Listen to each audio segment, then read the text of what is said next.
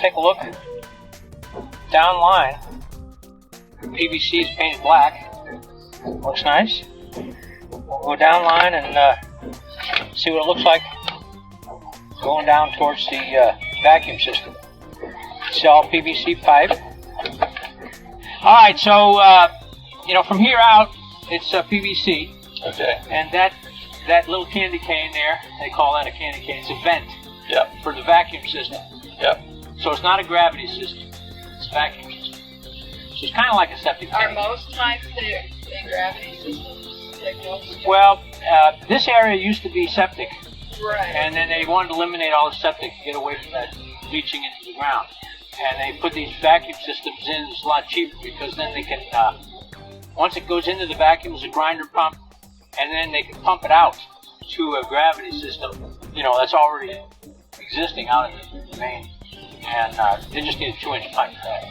And it doesn't have to be low. They can put that, put it 2 feet deep, run it all the way out. And do we ever have to do anything with that? No, you just need to be aware of it because if the power goes out, the vacuum tank, which is like a septic tank, will fill up and then you won't be able to flush anymore. So, Good to know. So, say if the power goes out for like 2 weeks. Yeah, you might lose. The power goes out for 2 weeks. It's a big problem. Usually there's one tank for 4 houses. So you got 4 houses that would be filling that tank. And then once your tank would fill up, then you take off the cap. That way when you flush, the water just goes to the grass. But if you're living in the house and you would rather have the poop and the water on the grass than in the house, that's what you would do. Wow. Take the cap off. Let it out. Where is the cap?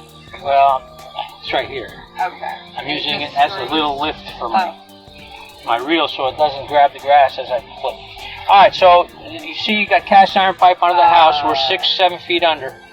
It's cast iron.